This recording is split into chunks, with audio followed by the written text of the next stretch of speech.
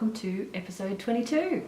I'm Deanne, crochet designer, sometimes knitter, and hand-dyed yarn enthusiast. How are you all? It feels like it's been forever. I won't go into why. No, I won't go into why. I'm here. Yay. Thanks for sticking with me if you're a returning viewer. And if you're new, what will you find here? Well, this is pretty much just where I share what I've been designing, making, anything nice that I've come across that I think you might like to hear about, as in the way of, you know, yarn, books, patterns, crochet alongs, all sorts of stuff like that. So let's get started, shall we? I have a bit to show you, but first a bit of podmin.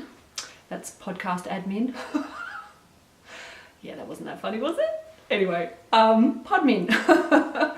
First, I thought I would talk about the Addydae accessories crochet along that's running at the moment. There's still a few weeks to go. It goes till the end of September, being hosted in my Ravelry group.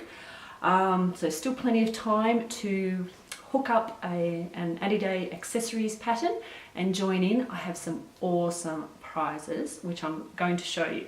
So first of all was a beautiful skein of yarn from Hannah. Ooh, let's see if it'll focus on her card. There we go. Hannah from Rosehip Island, or the Rosehip Knits podcast, has donated this gorgeous skein of yarn. The colourway is Purple Rain and it's on her New Zealand sock base. So that is going to be one of the prizes, along with a cute little yarn cutter that I picked up at the Australian Wool and Sheep Show in Bendigo. So that is one of the prizes. Another one of the prizes was donated by Naomi. What can I call it? I've never met Naomi actually, but Naomi's tested several of my designs and offered the latest copy. This is not the latest copy, this is the previous issue, but I just wanted to show you the magazine itself. Naomi has donated a copy of the current issue, which I think came out just at the beginning of September, so a few days ago. So you will get the most recent edition of the Yarn magazine. Thanks to Naomi for donating that. Thank you. Ooh, I should be careful not to push things against the tripod. And we have another two prizes that Peter from Dingo Dyeworks sent over. Now excuse the crackling, but I don't want to take these out of the packaging.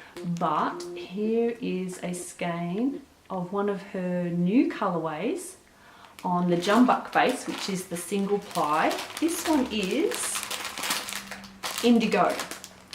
So you might see a bit more of the colour over here. Isn't that beautiful? So that's a prize, and it comes with a stitch marker too, if you can see that behind the plastic. And this is a kit to, well, it can be used. It's got enough yarn in it to make my 3 Springs shawl design. So, I mean, you can make whatever you like with it, but if you haven't made that, that will make up a shawl for you. And the winner that gets this, if they don't have a copy of my 3 Spring shawl pattern, I will include that with the prize as well. So how gorgeous is that? Look at those colours. Oh my goodness. Speckles. So prizes are amazing for the crochet along, so please join in. Three or so weeks left, and that's plenty of time to whip up an accessory. So yeah, hats, gloves, shawls, scarves. I got a few free patterns there as well, so you know, join in. And there's some beautiful, oh my goodness, beautiful finished objects in the FO thread on Ravelry. So if you want to go and have a look for some inspiration, head on over and check it out. It's well worth a look. So that was my podcast, my crochet along, and I've just realized I've left a piece of paper on the table over there with a bunch of other crochet alongs that I've come across, because there's loads going at the moment. Excuse me 1 second while I go get it. I'm back, thanks. Here is a bunch of crochet alongs I've come across that are running from now, and most of them run till the end of October, so even a bit longer than mine if you need a bit more time. So the first one I thought I'd mention is the cake cowl, or the Lyula. I still never remember if it's a stole or a wide scarf or a shawl. Anyway, the Lyula pattern by Emma of the Potter and Bloom podcast. That's running at the moment till October 31st. That is a gorgeous pattern, and it uses the crochet cakes in the fingering weight, you know, the ones that gradually change from one colour to another, and those finished objects have been popping up on my Instagram feed all over the place, and they are beautiful. So pop on over and have a look at that. There is the September Shawl Crochet Along being hosted by Hannah of the Cozy Cottage Crochet podcast.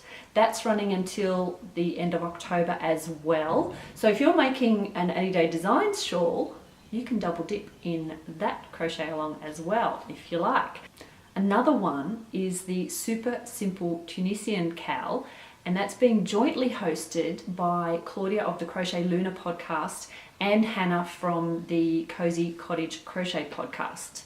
So that's another one, but it hasn't started yet, so you'll just have to keep an eye out on those podcasts for details, or check their Ravelry threads. And if you're interested in garment for a crochet along, if you've never done a garment before, this might be a perfect opportunity to work along with other people. There is the Done in Love pullover crochet along. That is not with a podcast that I'm aware of. I only know this because I actually bought the pattern, and it's sort of, you know how with mystery crochet alongs you get clues along the way? It's like that, but it's no mystery. You know, all the pictures are up on Ravelry, you know exactly what you're making. Part 1 came out on September the 6th, and the third part, there's 3 parts to the actual instructions, and the third part comes out on October the 4th. So even though it's started, it's only just begun.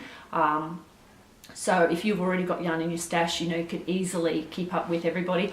I have no idea about prizes or anything, or whether it's just a, hey, let's get together and make this, but it's an awesome pullover design. Like I said, I've purchased it, haven't started yet, so I've got nothing to show you, but I've got yarn picked out for that one, because I think that'll be really good. And then there is also the Spotting Clouds Top crochet along being held by Clarissa Beth of the Crochet Cakes podcast.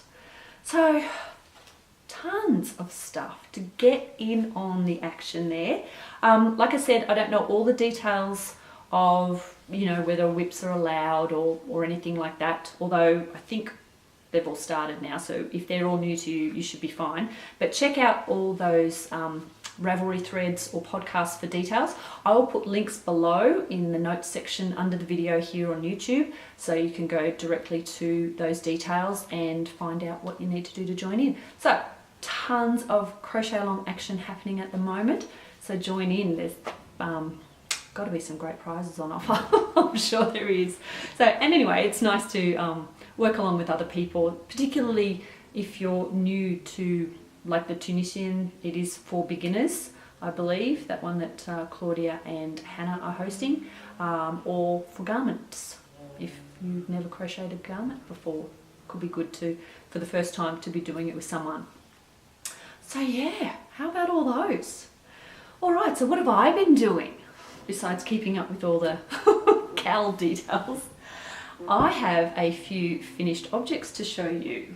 So the first one I'll show you, you've seen before. It was close to being finished on my last episode, but I have indeed finished my Bendigo Blur. I call it my Bendigo Blur because all of the yarns here are from Bendigo Woolen Mills, and I think it looks really good. It's too big to show you the whole thing. Yes, as you know, this is the small size too, which is a great size shawl. I love this size. It's not so huge that it sort of feels like you're, you know, wearing a blanket. Although I do love my big sized blur as well. But I think this size is a little more versatile. You can wear it, you know, when the weather's not quite as cold. But yeah, last time I think I had just started the 4th colour, and because I was a bit worried you know, in the first 3 colours it was looking, I don't know, just didn't have that something something. But the last 2 colours I think really tied it all together and just gave it a bit of oomph. So yeah, love that. If you go to my project page on Ravelry, you'll see all the colours that I used in this and how much, if you're interested.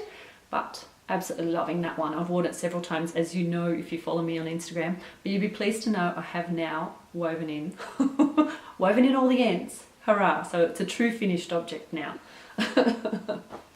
Now, this next finished object I'm a little bit excited about because 1, you haven't seen it before, 2, it's a new design, and 3, it's a new design that gave me the opportunity of collaborating not only with an indie dyer but also with another designer.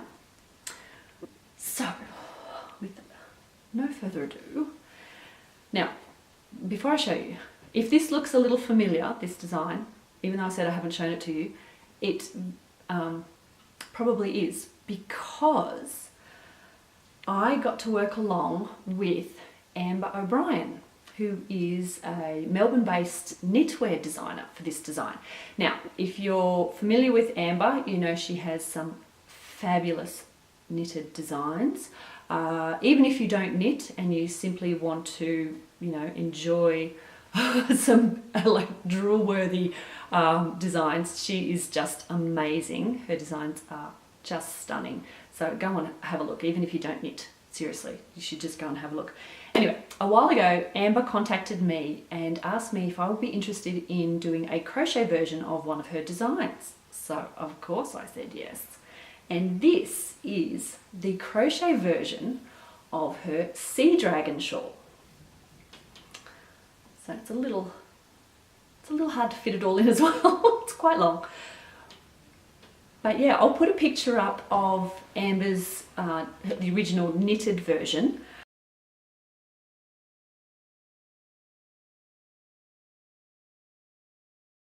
The yarn I used with this is from Wooltopia. Cordula from Wooltopia has dyed this gorgeous gradient for this, and I thought it would be just perfect for this design. So you can see it goes from a yellow all the way to a grey. I'm so happy with how it turned out. Yeah, so I hope you are too. Anyone who cannot knit and saw Amber's design and wished there was a crochet version, yay, now there is. Now this design I'm hoping to have released by the 18th of September. So that is next week. Today's the 12th. So another week. So keep your eyes open for that. Yeah, it uses, for this size, this is the smaller size. This you would need, it takes over 100 grams of the main colour, so the gradient, you'd be safest to say you should have about 150 grams for the smaller size, and the contrast colour on the small size only used, actually it was less than 25 grams. The larger size uses, you would need about 200 grams of fingering weight for the main colour and close to 50 grams for the contrast colour.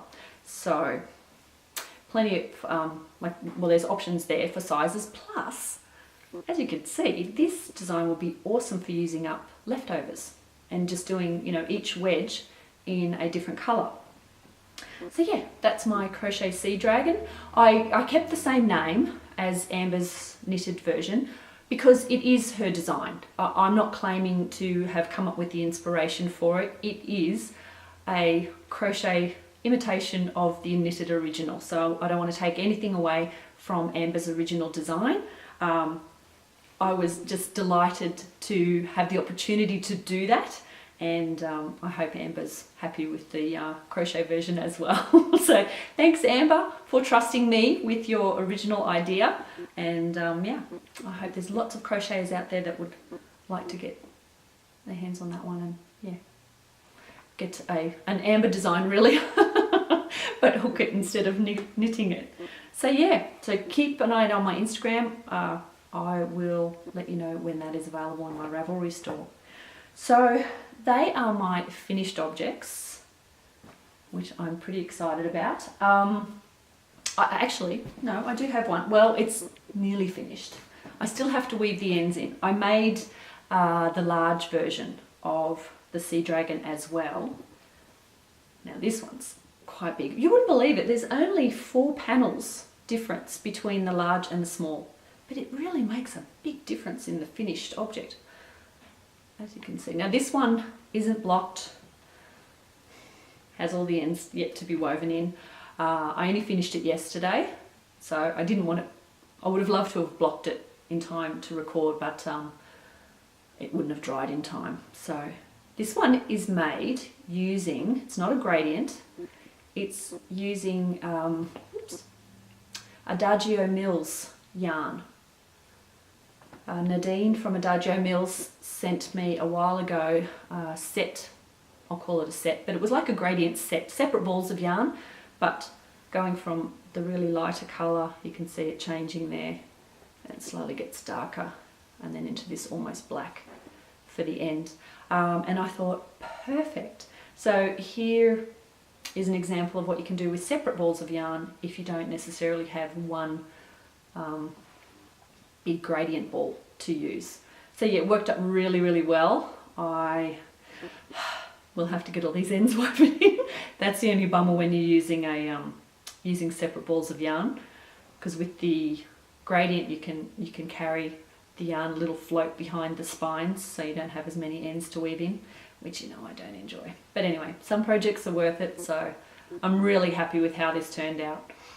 So there you go. And if you're new and haven't heard of Adagio Mills, it's 100% Australian alpaca, and it is undyed. This is simply the colour of the fleece from the animal, so no dye at all in these, and beautifully, beautifully soft. Seriously, it is gorgeous. And because I love it so much, I thought I would share, now this is going to sound a bit lame, I'm going to share my leftovers with you.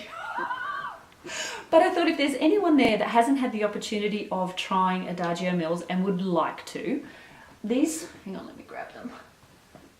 This is what I have left from that sample. I'll try and arrange them artistically for you. So this is what I have left from that design. And I thought that if any of you were interested in trying it, there might be enough there to make a hat.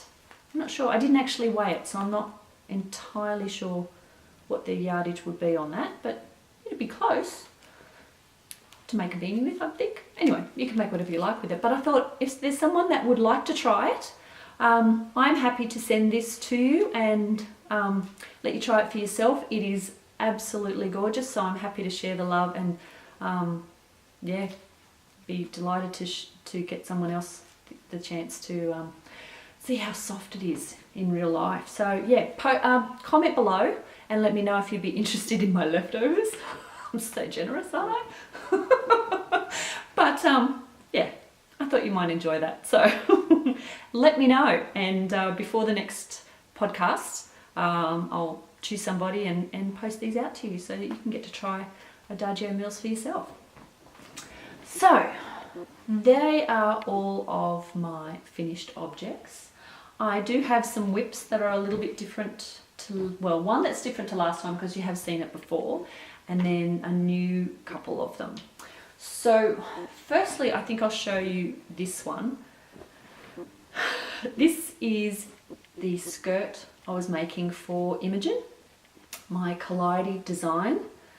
I've been making this for a few months now, and it's a little bit tragic because we're now in spring. Winter has come and gone, and I did not get this finished in time. My bad. However, well, however, not really however, it's doubly bad because I held this up to Imogen when I got the circumference finished, and she has grown so much. I reckon she's grown about that much since I originally, you know, measured up the length of the skirt that she wanted. So it's a lot shorter than it would have been had I got it finished a lot sooner. So Imogen's skirt is quickly becoming Piper's skirt. because I just didn't get it done in time.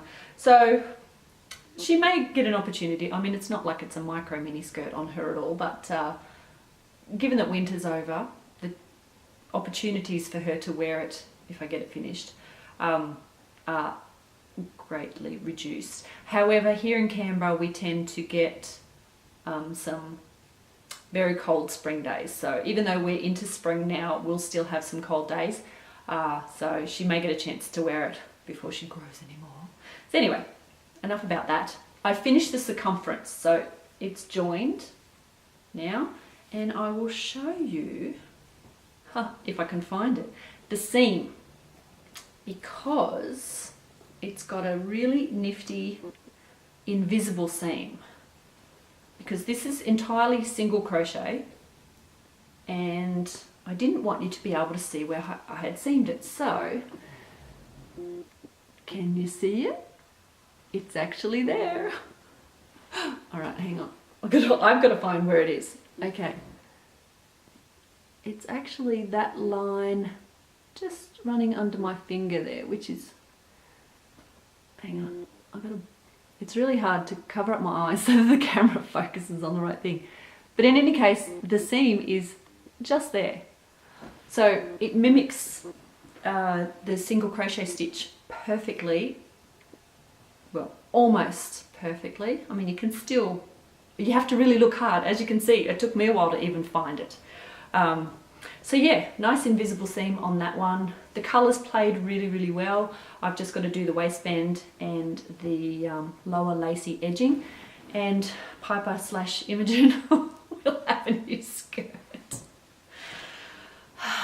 Kids, they grow so fast. I'm going to have to start making next winter stuff now to get it done in time. In fact, I was having a joke with the girls. I was saying to Piper, I said, what I should do is just start things for Imogen all the time, so that, you know, on the off chance, although it happens more than just the off chance, but on the occasion where she grows too fast, by the time I finished it, at least Piper will get to wear it. Whereas if I start it for Piper and take that long, I don't get anyone wearing it. So that is my very close to finished Kaleido skirt, which I'm really pleased with. It's so squishy and soft. This Mosaic Moon yarn is really, really beautiful, and I did not alternate skeins through the whole skirt, not once. So I'm really, really happy about how the colour played out in that one. So there's another thing, and I have two new whips to show you. The first one is, well, the first one, I've been a bit inspired by socks lately. As I said in an earlier podcast, I'm a little bit ashamed to say I have never crocheted a sock, which I think is really bad for a crochet designer. So I was at the library last week and I saw this book. Yes, it's for knitting. However, it goes into some awesome construction techniques for socks that I haven't come across in, well, I have several sock patterns, but most of them have either a fish lips kiss heel or just an afterthought heel. And they're the only ones I have done in knitting. But these have a whole bunch of different designed heels, top down, toe up, really interesting shaping around the heel, and I thought it was really cool. So I wanted to have a look. I mean, just for example, look at the shaping in that. I mean, isn't it amazing? So I've been all sock inspired, and I also got this recently as well. Now this is by Vicki Brown, and this is awesome too. This book you can purchase from Vicki Brown's Etsy site, and you can opt for a digital copy or a hard copy or both.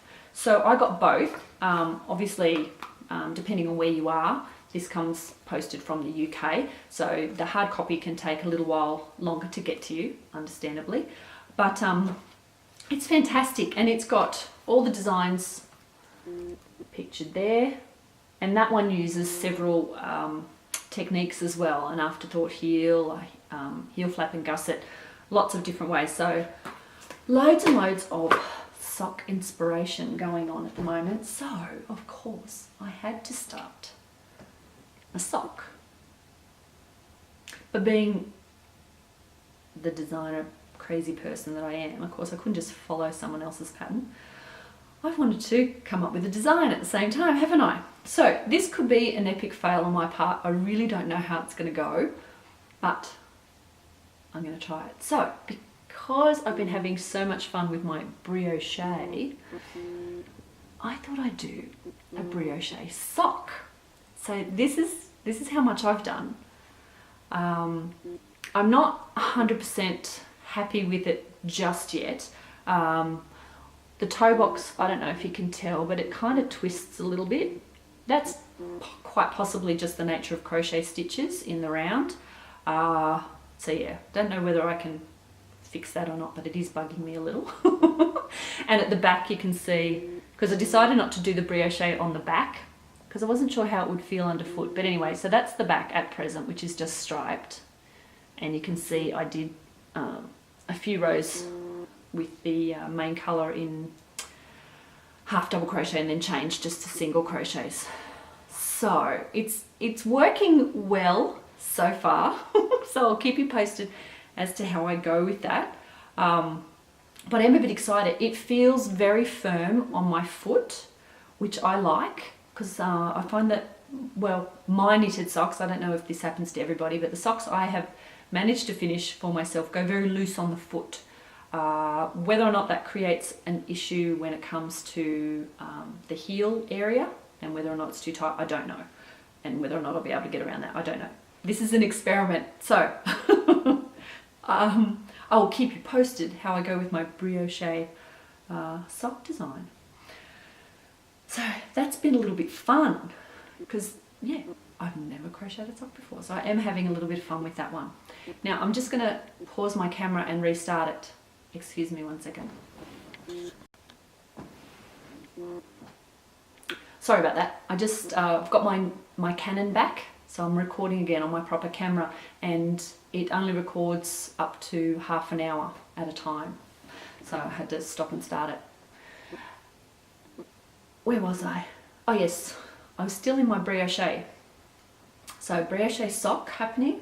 I'm also making another brioche mitt. Now, talking about this pattern, it is available, as you know, but there have been some errors discovered with this pattern. I am deeply sorry about the errors that have been found. This pattern took me a long time to write. I was very nervous about releasing it at all. I thought I had it right, but I'm only human. I'm terribly sorry. If you've bought this pattern, I know several people have made it successfully, despite the mistakes. But if you have been one of the people that purchased this pattern and been frustrated and confused by the errors that are clearly there, I'm really, really sorry.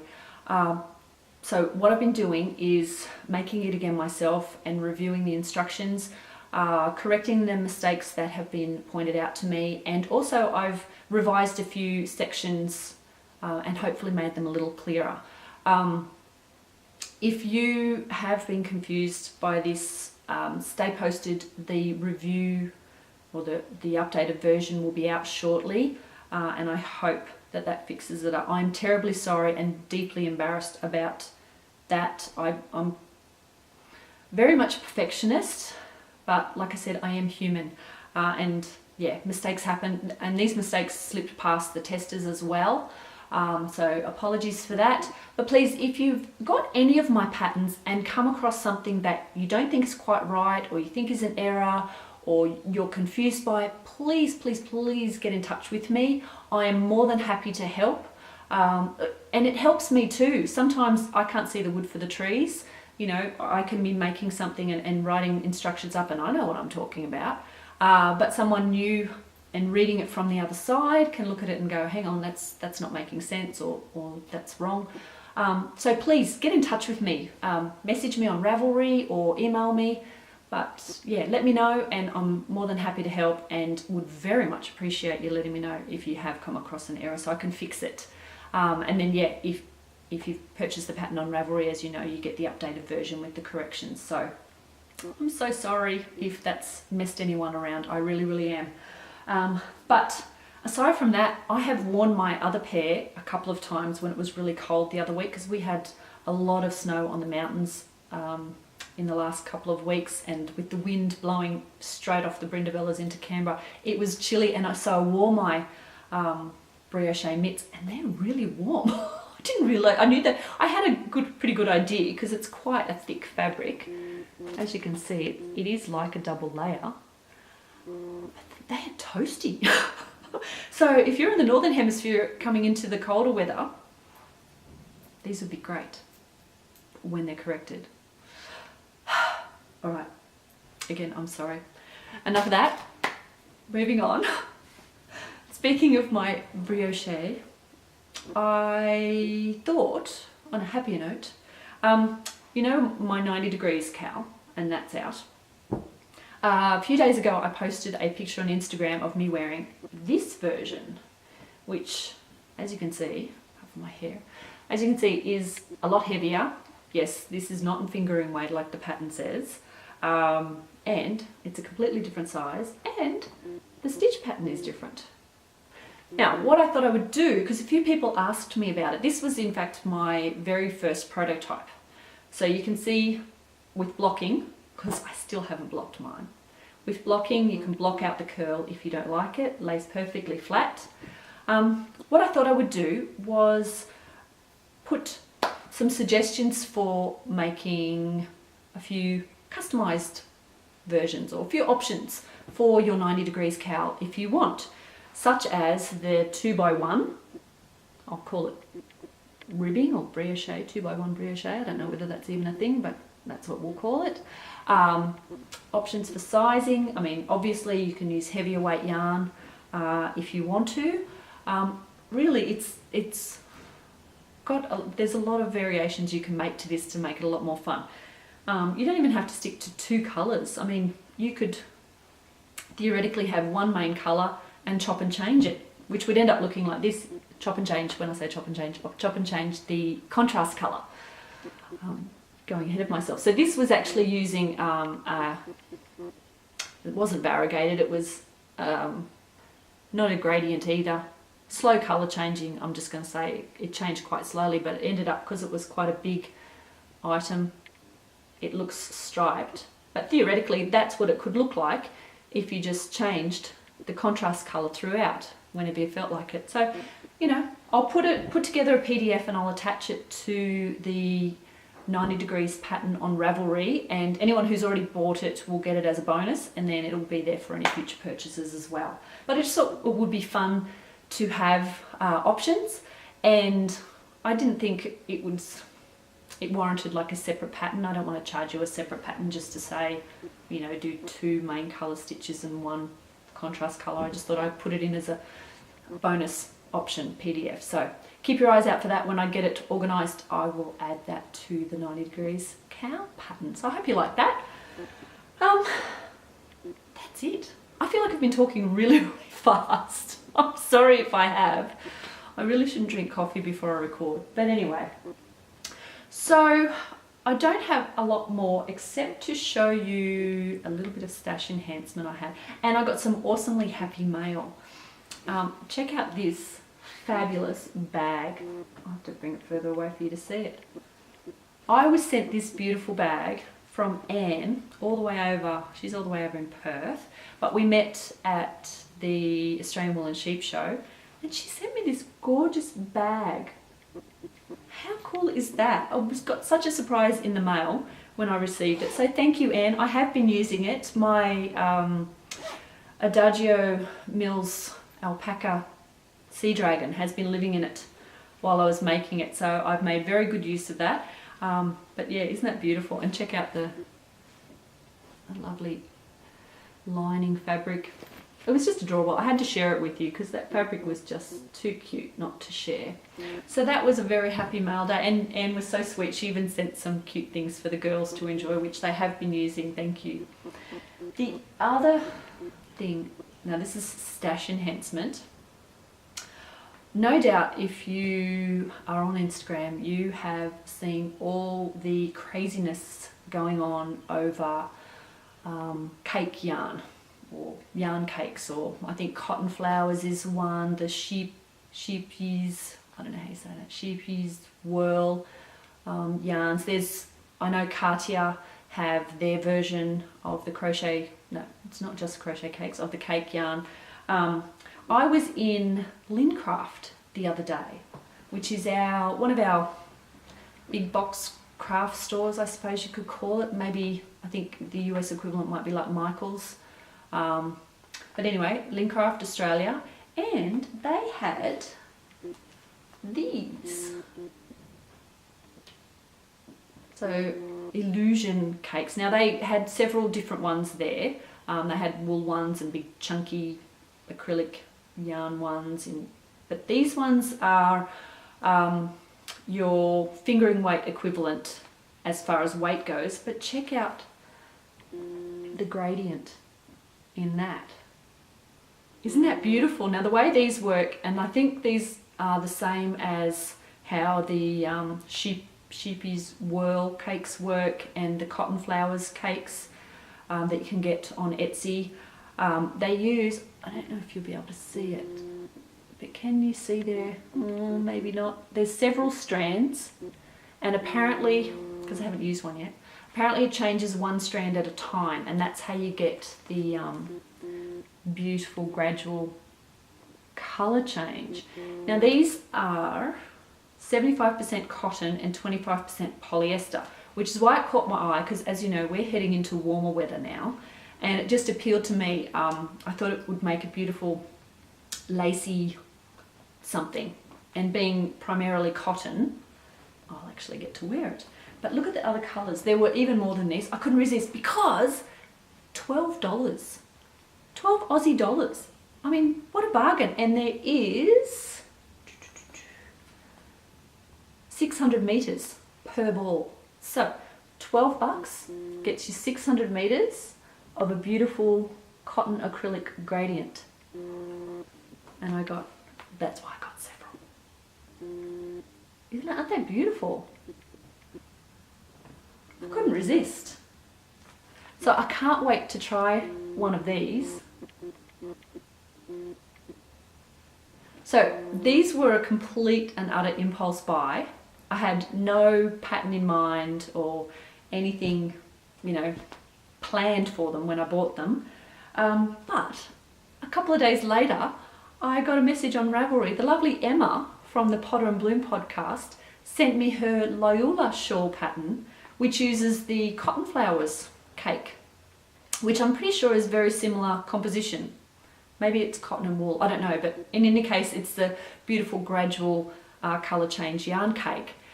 So thank you, Emma. Perfect timing. So I might have to jump on your cake cow and join in with one of these. The only difference is with these is the yardage, I think, is a bit less. I think the sheepy's whirl, I say that, I'm sure that's wrong, but anyway, you know what I'm talking about. The whirl cakes, I think they're about 800 metres, and I know the cotton flower cakes, from memory, I think you can get them in a few different sizes. I could be completely mistaken there, but I'm pretty sure that you could get them for like 800 metres and 1,000 metres or something like that, so a bit longer. So I don't know if it's going to be quite enough to make the full length, so maybe I could make a narrower version, more like a scarf. I'll see. But thank you, Emma. Perfect timing. I have cakes. I can make it. So yeah, so if you're in Australia and want to give these a go, head on over to Lynn. Bargain, $12. Couldn't believe it. So there you go. I think that, I'm just looking around my little nest of things that I end up around me after podcasting. I think that's it from me. I hope you've been well. I hope you've been enjoying your crafting. Please join in the Addydae accessories cal if you haven't already. I'd love to see you there. But yeah, join in all the other cals as well. There's a load going. I might be there as well. Be tempted. So thanks for sitting here and chatting with me, or listening to me. Well, if you're chatting along and It's a two-way thing. Happy days. Like I said, I hope you're well, and we'll see you again soon. Thanks for watching, everyone. Bye.